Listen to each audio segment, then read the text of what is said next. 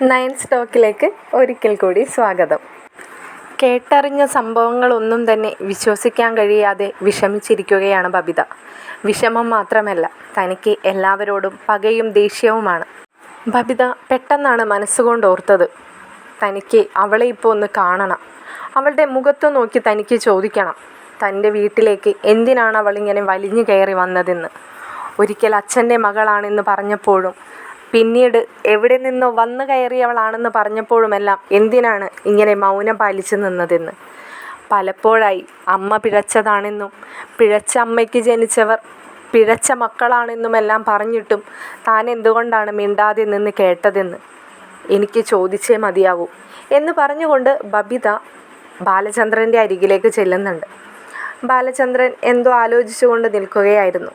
പെട്ടെന്നാണ് ഒരു അലർച്ചയോടുകൂടി അവൾ ബാലചന്ദ്രനെ വിളിച്ചത്. അച്ഛാ, എനിക്ക് അലീനയെ കാണണം. അവളെ കണ്ട് എനിക്ക് കുറച്ച് കാര്യങ്ങൾ സംസാരിക്കണം. ബാലചന്ദ്രൻ അതിശയത്തോടു കൂടി ചോദിച്ചു. നീ എന്തിനാണിപ്പോൾ അവളെ കാണുന്നത്? അച്ഛാ, എൻ്റെ കൂടെ ആരും വരണമെന്നില്ല. പക്ഷേ എനിക്ക് അവളെ കണ്ടേ മതിയാവൂ. അച്ഛനെനിക്ക് അവളിപ്പോൾ ഉള്ള വീട്ടിലെ അഡ്രസ്സ് ഒന്ന് തരാമോ? ബബിതേ, നിന്നോട് പലപ്പോഴും ഞാൻ പറഞ്ഞിട്ടുള്ളതാണ്, അലീനയെ അവൾ ഇവളെന്നൊന്നും വിളിക്കരുതെന്ന്. നിന്നോട് ഞാൻ പറഞ്ഞിട്ടില്ലേ അവളെ ചേച്ചിയെന്ന് മാത്രം വിളിച്ചാൽ മതിയെന്ന്? ഇപ്പോൾ പ്രത്യേകിച്ചും നിന്നോട് പറഞ്ഞു തന്നതല്ലേ അവൾ നിൻ്റെ ചേച്ചി തന്നെയാണെന്ന്. അപ്പോൾ നിനക്കത് കൂടി വരികയാണോ? അച്ഛാ, എനിക്ക് അച്ഛനോട് ഒരുപാട് സംസാരിച്ച് തർക്കിക്കാനൊന്നും സമയമില്ല. എനിക്ക് അലീനയെ കണ്ട് നേരിട്ട് സംസാരിച്ചില്ല എങ്കിൽ എനിക്കെന്തെങ്കിലും ഭ്രാന്തായി പോകും. അതുകൊണ്ടാണ് ഞാൻ ഈ പറയുന്നത്. ബാലചന്ദ്രൻ വീണ്ടും അവളോട് ഒന്നും പറയാതെ തന്നെ നിൽക്കുകയാണ്. ബബിത വീണ്ടും അലറി. അച്ഛാ, അച്ഛൻ തരുന്നുണ്ടോ ഇല്ലയോ? ബാലചന്ദ്രൻ്റെ കയ്യിൽ നിന്നും അത് കിട്ടില്ലെന്ന് മനസ്സിലാക്കിക്കൊണ്ട് തന്നെ ബബിത ഫോണെടുത്ത് മനുവിനെ വിളിക്കുന്നുണ്ട്. മനുവേട്ടാ, ഞാനാണ് ബബിത. എനിക്ക് മനുവേട്ടനിൽ നിന്ന് ഒരു കാര്യം സാധിച്ചെടുക്കാനാണ് ഞാനിപ്പോൾ വിളിച്ചത്. അതിപ്പോൾ നിൻ്റെ കോള് വന്നപ്പോൾ തന്നെ എനിക്ക് മനസ്സിലായി. എന്താടി, എന്താന്ന് വെച്ചാൽ പറഞ്ഞോ. മനുവേട്ടാ, എനിക്ക് അലീനയെ കാണണം. അലീനയുടെ അഡ്രസ്സ് ഒന്ന് തരാമോ എനിക്ക്? നിനക്കെന്തിനാ ഇപ്പോൾ അലീനയെ കാണുന്നത്? മനുവേട്ടാ, ഒരുപാട് ഉരുണ്ട് കളിക്കരുത് മനുവേട്ടൻ. മനുവേട്ടന് എല്ലാം അറിയാം, പിന്നെ എന്തിനാണ് എന്നോട് ഉരുണ്ട് കളിക്കുന്നത്? മനുവേട്ടാ പ്ലീസ്, എനിക്ക് ഒന്ന് അലീനയെ കണ്ട് സംസാരിക്കാൻ വേണ്ടിയിട്ടാണ്. ഒന്ന് തരാമോ എനിക്ക്? ബബിതേ, നീ കാര്യം പറഞ്ഞാലല്ലേ എനിക്ക് നിനക്ക് ആ അഡ്രസ്സ് തരണോ വേണ്ടയോ എന്നൊക്കെ തീരുമാനിക്കാൻ പറ്റുള്ളൂ. മനുവേട്ടാ, വേറൊന്നുമില്ല. അലീന എൻ്റെ ചേച്ചിയാണെന്നുള്ള കഥകളെല്ലാം ഇവിടെ എല്ലാവരും പറഞ്ഞ് ഞാൻ അറിഞ്ഞു. എനിക്ക് അലീനയെ കാണണം മനുവേട്ടാ, അതുകൊണ്ടാണ് ഞാൻ ചോദിക്കുന്നത്. അത് നീ എങ്ങനെ അറിഞ്ഞു? എന്നോടാരും പറഞ്ഞറിഞ്ഞതല്ല, ഞാനായിട്ട് കണ്ടുപിടിച്ചതിന് ശേഷമാണ് നടന്ന കഥകളെല്ലാം ഇവരെന്നോട് വിളിച്ച് പറയുന്നത്. എന്നിട്ടിപ്പോൾ നിനക്കെന്തിനാ അവളുടെ അഡ്രസ്സ്? എന്തെങ്കിലും പ്രശ്നം ഉണ്ടാക്കാൻ പോവാനാണോ ബബിതേ? എനിക്ക് പ്രശ്നമൊന്നും ഉണ്ടാക്കാനല്ല മനുവേട്ടാ. ഇതറിഞ്ഞപ്പോൾ തുടങ്ങി എനിക്കാകെ ഭ്രാന്ത് പിടിച്ചിരിക്കുകയാണ്. എനിക്ക് കുറച്ച് കാര്യങ്ങളൊന്നും അലീനയുടെ മുഖത്ത് നോക്കി സംസാരിക്കണം. അല്ലാന്നുണ്ടെങ്കിൽ എനിക്കെന്തെങ്കിലും മെൻ്റലി പ്രോബ്ലം ആയി മാറും അത്. അതുകൊണ്ടാണ് ഞാൻ ഈ പറയുന്നത്. മനുവേട്ടനെങ്കിലും എൻ്റെ അവസ്ഥ ഒന്ന് മനസ്സിലാക്കണം. മനുവിന് അവളുടെ സംസാരങ്ങളെല്ലാം കേട്ടിട്ട് എന്തൊക്കെയോ പന്തികേട് തോന്നിക്കൊണ്ട് ബബിതയോട് പറയുന്നുണ്ട്. ബബിതേ, നീ ഇപ്പോൾ തൽക്കാലം ഫോണൊന്ന് കട്ട് ചെയ്യ്. ഞാനെന്തായാലും നിന്നെ തിരിച്ച് വിളിച്ചോളാം. ഉടനെ തന്നെ വിളിക്കാം. അഡ്രസ്സ് എടുക്കാൻ വേണ്ടിയിട്ടാണോ മനുവേട്ടാ ഫോൺ കട്ട് ചെയ്യാൻ പറയുന്നത്? ആ അതെ, നീ എന്തായാലും ഫോണൊന്ന് കട്ട് ചെയ്യ്. അതോടുകൂടി ബബിത ഫോൺ കട്ട് ചെയ്യുന്നുണ്ട്. ഉടനെ തന്നെ മനു ബാലചന്ദ്രനെ വിളിക്കുകയാണ്. ബാലചന്ദ്രനോട് മനു ചോദിക്കുന്നുണ്ട്, അങ്കിളെ, എന്താ അവിടെ ഉണ്ടായത്? എന്തുണ്ടാവാനാ മനു? ഇതൊന്നും വലിയ പ്രശ്നമായിട്ടൊന്നും നീ എടുക്കണ്ട. അല്ലെങ്കിൽ തന്നെ നീ എങ്ങനെയാണ് ഇതൊക്കെ അറിഞ്ഞത്? എന്നെ ബബിത വിളിച്ചിരുന്നു. അവൾ എന്നെ പിടിവിടാതെ പിടിച്ചിരിക്കുകയാണ്. അവൾക്ക് അലീനയുടെ അഡ്രസ്സ് വേണമെന്ന് പറഞ്ഞ് വല്ലാത്ത വാശിയിലാണ് മനു. അങ്കിളെ, നീ അഡ്രസ്സ് കൊടുത്തേക്കടാ. അങ്കിളെ, അത് അവൾ അവിടെ ചെന്ന് കിടന്ന് എന്തെങ്കിലും വർത്താനാവില്ലേ? എന്തെങ്കിലും പ്രശ്നമാക്കില്ലേ? അവളുടെ സ്വഭാവം നമുക്കറിയാവുന്നതല്ലേ.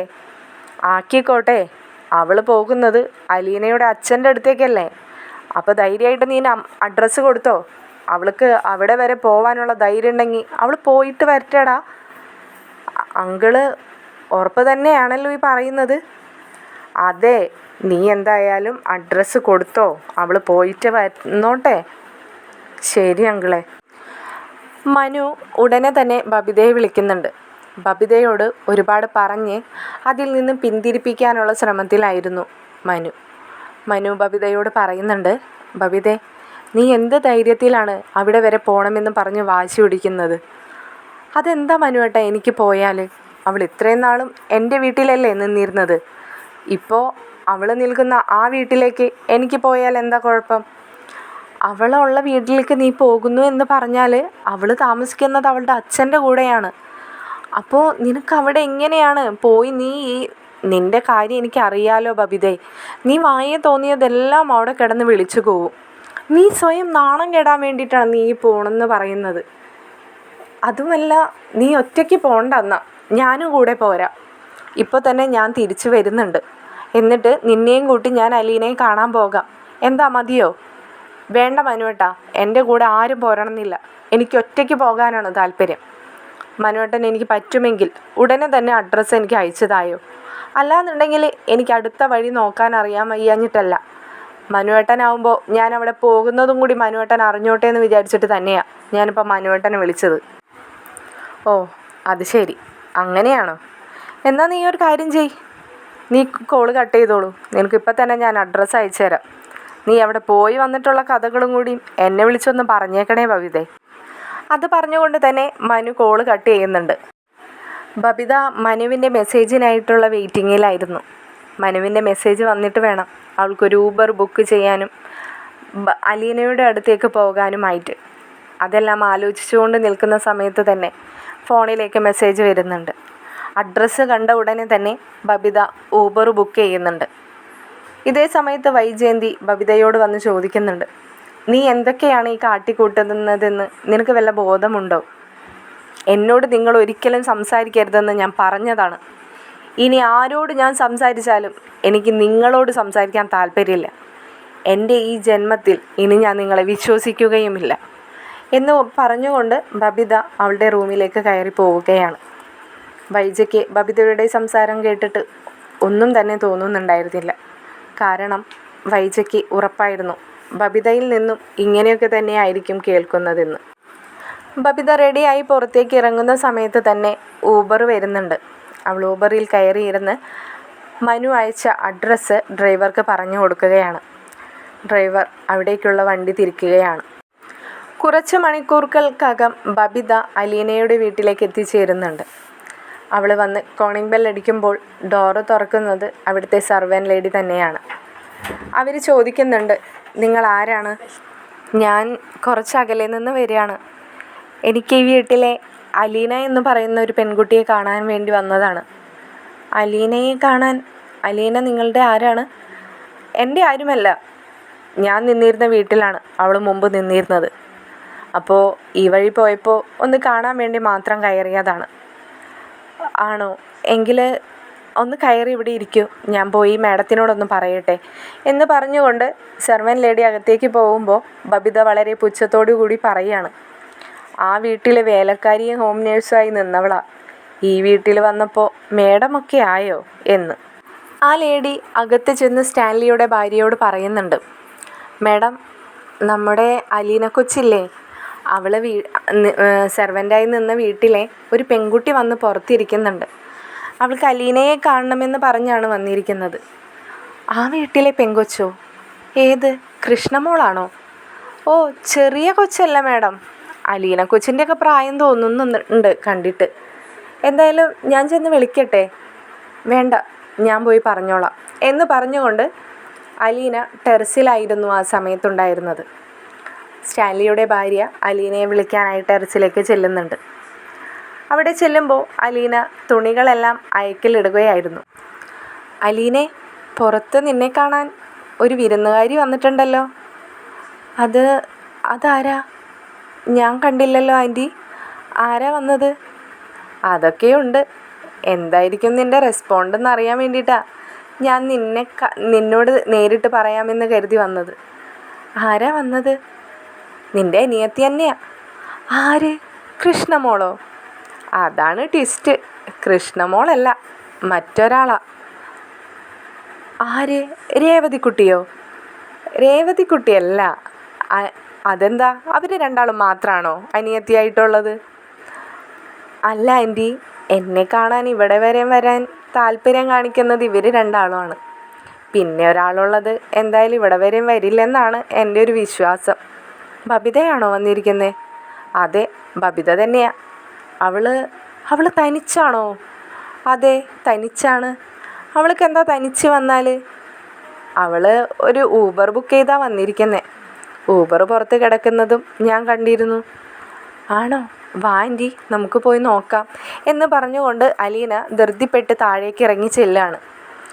അലീന ബബിതയുടെ മുമ്പിലേക്കായി ചെന്ന് നിന്നതും ബബിത ഒരു നിമിഷം അവളെ അടിമുടി ഒന്ന് നോക്കി. ഇത്രയും കാലം അലീനയെ കണ്ടിട്ടില്ല, ആദ്യമായി കാണുന്ന രീതിയിലായിരുന്നു ബബിതയുടെ ആ നോട്ടം. അലീനയ്ക്ക് അത് കണ്ടതും അലീന തന്നെ സ്വയം ഒന്ന് നോക്കി. എന്താ ഇങ്ങനെ നോക്കുന്നത് എന്നൊരർത്ഥത്തിൽ തന്നെ. അതേപോലെ തന്നെ അലീന ബബിതയോട് ചോദിക്കുകയും ചെയ്തു, എന്താ എന്താ എന്താ ബബിതേ എന്നെ ഇങ്ങനെ നോക്കുന്നത്? ഒന്നുമില്ല, അവിടെ നിന്നിരുന്ന ആൾ തന്നെയാണോ ഇപ്പോഴും എന്നറിയാൻ നോക്കിയതാ. വല്ലാത്തൊരു മാറ്റം തോന്നുന്നു എനിക്ക് കണ്ടപ്പോൾ. അവിടെ നിന്നിരുന്നതും ഇവിടെ നിന്നിരുന്നതും എല്ലാം അലീന തന്നെയാണ്. എന്തിനിപ്പോൾ വന്നേ? എന്താ അത്ര അത്യാവശ്യം? ഓ, ഒന്നും അറിഞ്ഞില്ലായിരുന്നു അപ്പോൾ? ഞാൻ വിചാരിച്ചു അവിടെ നിന്ന് ഞാൻ പോന്നപ്പോൾ തന്നെ ഇവിടേക്ക് വിളിച്ചെല്ലാം പറഞ്ഞിട്ടുണ്ടാവുമെന്ന്. മനുവേട്ടനോ അച്ഛനോ അങ്ങനെ ഒരുപാട് പേരുണ്ടല്ലോ. ഇല്ല, എന്താ കാര്യം? എന്നെ ആരും വിളിച്ചില്ല. ഇല്ല അല്ലേ? നന്നായി. എന്തായാലും നീ എന്തർത്ഥത്തിലായിരുന്നു ഞങ്ങളുടെ വീട്ടിലേക്ക് വന്ന് കയറിയതും ആ കുടുംബം നശിപ്പിക്കാൻ ശ്രമിച്ചതെല്ലാം?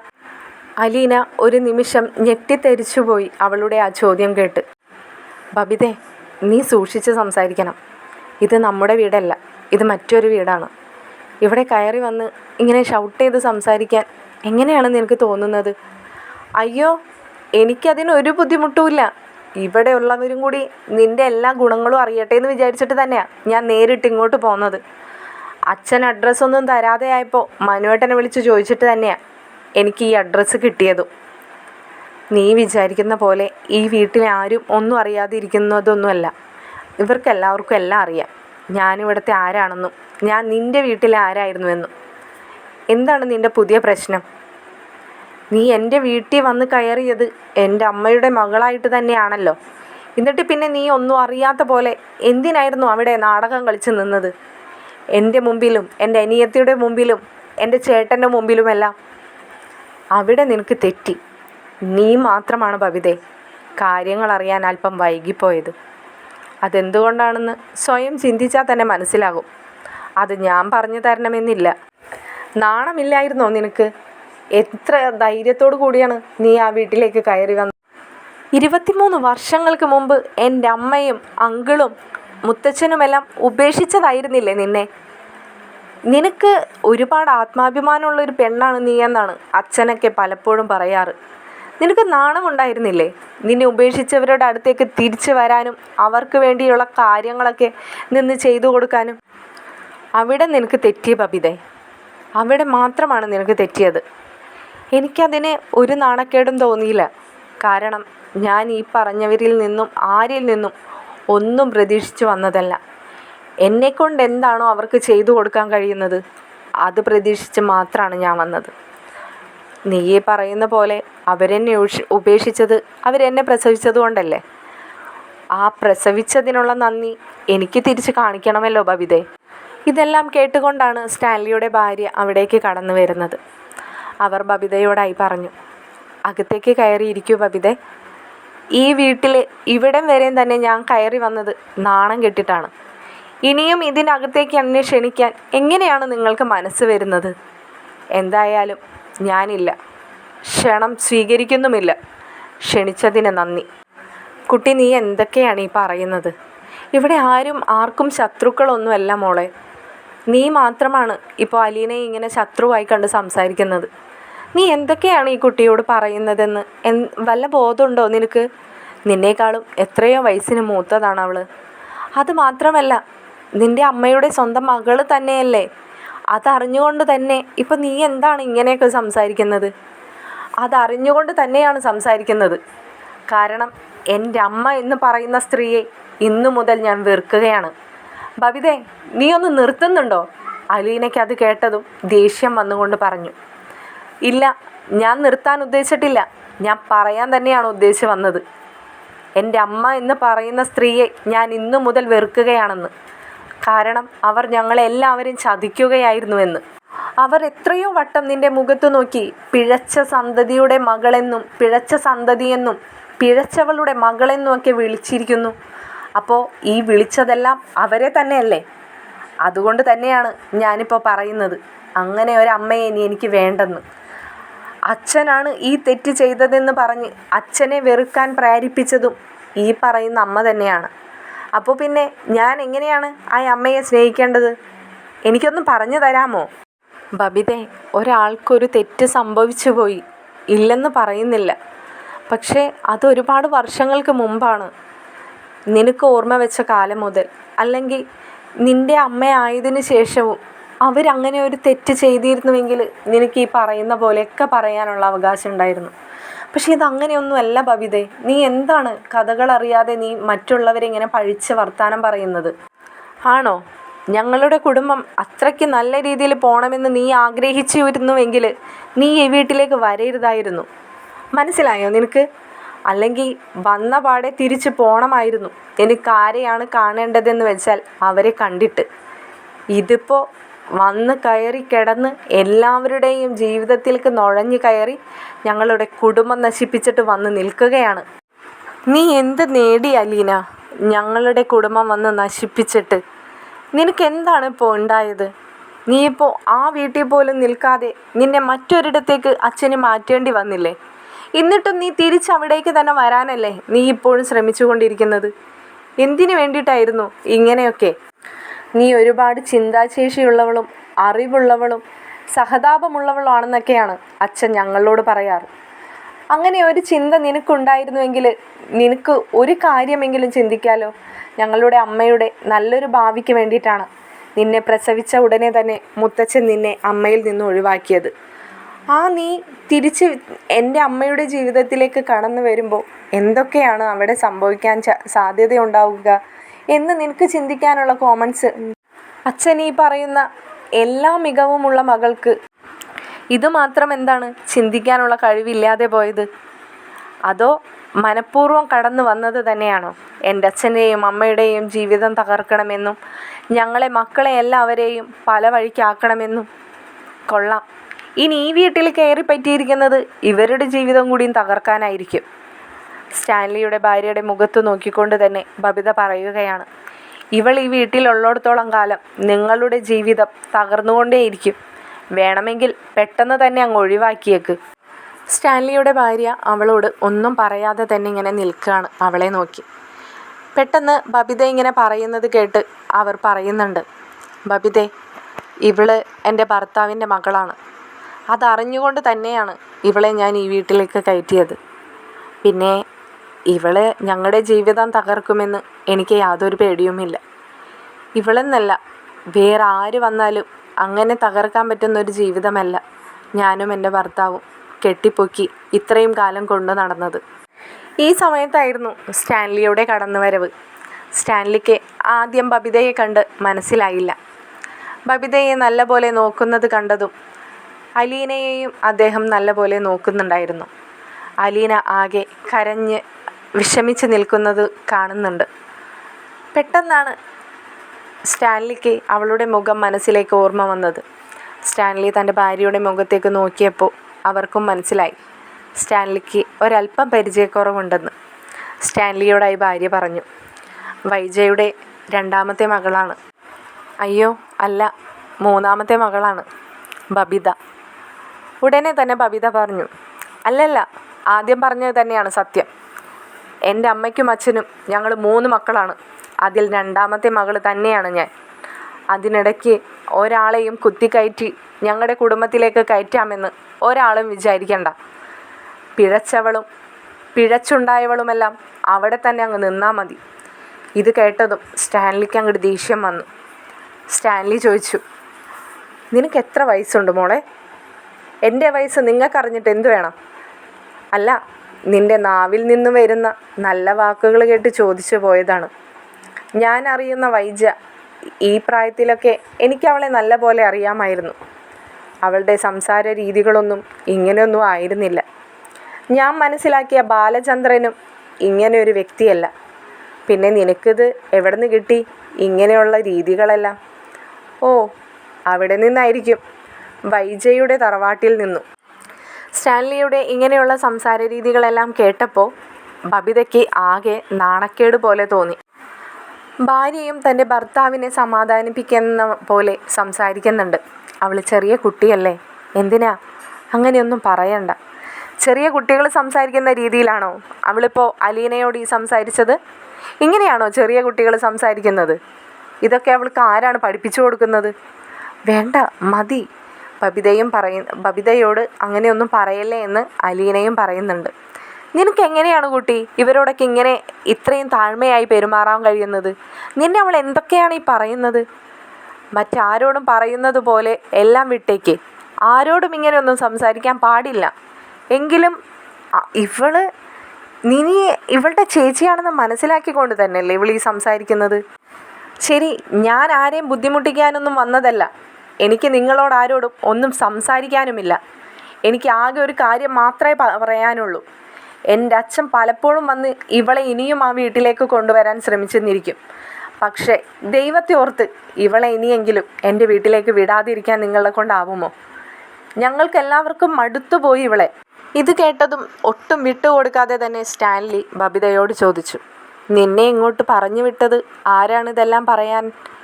എന്നെ ആരും പറഞ്ഞു വിട്ടതല്ല. ഒരുപാട് നാളായിട്ട് എന്നിൽ നിന്നും മറച്ചു വെച്ച സത്യം ഇന്ന് ഞാൻ കണ്ടുപിടിച്ചു. അപ്പോൾ മുതൽ എനിക്കിവളെ കാണണമെന്നും ഇവളുടെ മുഖത്ത് നോക്കി രണ്ടെണ്ണം പറയണമെന്നും തോന്നിക്കൊണ്ടിരിക്കുകയായിരുന്നു. എനിക്ക് മനുവേട്ടനാണ് ഈ അഡ്രസ്സ് തന്നത്. എന്നെ മനുവേട്ടൻ വെല്ലുവിളിച്ചു. എനിക്ക് ധൈര്യമുണ്ടെങ്കിൽ പോയി കണ്ട് സംസാരിക്കാൻ. എനിക്ക് എന്തിനാണ് ധൈര്യമില്ലാതിരിക്കേണ്ടത്? ഞാൻ ഒരാളോടും ഒരു തെറ്റും ഞാൻ ചെയ്തിട്ടില്ല. അതുകൊണ്ട് തന്നെ എനിക്ക് ഇവിടേക്ക് വരാനായിട്ട് ഒരു പേടിയും ഉണ്ടായിരുന്നില്ല. എനിക്ക് ഇവളോട് വന്ന് മുഖത്ത് നോക്കി തന്നെ പറയണമായിരുന്നു, ഇനിയെങ്കിലും എൻ്റെ വീട്ടിലേക്ക് വലിഞ്ഞു കയറി വരരുതെന്ന്. എൻ്റെ അച്ഛനും അമ്മയും നിന്നെ മറന്നോളൂ. നീ വരുന്നില്ലെന്ന് പറഞ്ഞാൽ മാത്രം മതി. സ്റ്റാൻലി ചോദിച്ചു, നീയാണോ അതെല്ലാം തീരുമാനിക്കുന്നത് അവിടെ? എനിക്കും കൂടി തീരുമാനിക്കാനുള്ള കഴിവുണ്ട്. കാരണം ഞാൻ ആ വീട്ടിലെ മകളാണ്. അല്ലാതെ എവിടെ നിന്നും വലിഞ്ഞു കയറി വന്നവളല്ല. എൻ്റെ വീടിൻ്റെ സുരക്ഷിതവും എൻ്റെ വീടിൻ്റെ സമാധാനവും നോക്കേണ്ട ഉത്തരവാദിത്തം എനിക്കും കൂടി ഉണ്ടല്ലോ. ആ സമാധാനത്തിന് വേണ്ടിയിട്ടാണ് ഇവളോട് ഞാൻ പറഞ്ഞത്, ഇനി ഒരിക്കലും ആ വീട്ടിലേക്ക് വരരുതെന്ന്. സ്റ്റാൻലി ഇതെല്ലാം കേട്ടുകൊണ്ട് അലീനയുടെ മുഖത്തേക്ക് നോക്കി. അലീന ഒന്നും മിണ്ടാതെ നിന്ന് കരയുകയാണ്. സ്റ്റാൻലിക്ക് തൻ്റെ മകളുടെ അവസ്ഥ കണ്ട് വല്ലാത്ത വിഷമം തോന്നി. അവളുടെ കൈക്ക് പിടിച്ച് തൻ്റെ മാറോട് ചേർത്തുകൊണ്ട് സ്റ്റാൻലി പറഞ്ഞു, ബബിതേ, ഇതേ എൻ്റെ മകളാണ്. ഇവളെ ഇനിയെങ്കിലും നോക്കേണ്ട ഉത്തരവാദിത്തം എനിക്കുണ്ട്. നിനക്ക് ധൈര്യമായിട്ട് ഇവിടെ നിന്ന് പോകാം. എൻ്റെ മകൾ ഒരിക്കലും വലിഞ്ഞു കയറി നിൻ്റെയോ നിൻ്റെ മറ്റുള്ളവരുടെയോ ജീവിതത്തിലേക്ക് ഒരിക്കലും വലിഞ്ഞു കയറി വരില്ല. ഇത് സ്റ്റാൻലിയുടെ വാക്കാണ്. സ്റ്റാൻലിയുടെ വാക്കുകൾ കേട്ട് അലീന ഒരു നിമിഷം പകച്ചുപോയി. കാരണം താൻ മനസ്സുകൊണ്ട് ആഗ്രഹിക്കുന്നത് തൻ്റെ ബാലചന്ദ്രൻ എന്ന് പറയുന്ന അച്ഛൻ്റെ കൂടെ ജീവിക്കാനാണ്. അതാണിപ്പോൾ ഇവർ ഈ വാക്കുകൾ കൊണ്ട് ഇല്ലാതാക്കുന്നത്. അലീന പെട്ടെന്നായി സ്റ്റാൻലിയോട് പറഞ്ഞു, ഇല്ല, എനിക്കതിന് കഴിയില്ല. എന്നെ വന്ന് എൻ്റെ അച്ഛൻ ബാലചന്ദ്രൻ വിളിച്ചാൽ ഞാൻ കൂടെ പോകും. എനിക്ക് ആ അച്ഛൻ്റെ തണലിൽ ജീവിക്കാനാണ് ഇഷ്ടം. ആ അച്ഛൻ്റെ ഊന്നുവടിയാവാനാണ് എനിക്ക് താല്പര്യം. എന്നെ ആരും ശപിക്കരുത്. ഇതുകൂടി കേട്ടതോടെ ബബിതയ്ക്ക് ഉള്ള ദേഷ്യവും അരിശവും കൂടിക്കൂടി വന്നു.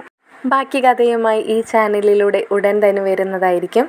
നിങ്ങൾക്ക് ഈ ചാനലും വീഡിയോസും ഇഷ്ടപ്പെടുന്നുണ്ടെങ്കിൽ ചാനൽ സബ്സ്ക്രൈബ് ചെയ്യാനും വീഡിയോസ് ലൈക്ക് ചെയ്ത് അഭിപ്രായങ്ങൾ കമൻറ്റിൽ അറിയിക്കാനും മറക്കരുത്. ശുഭരാത്രി.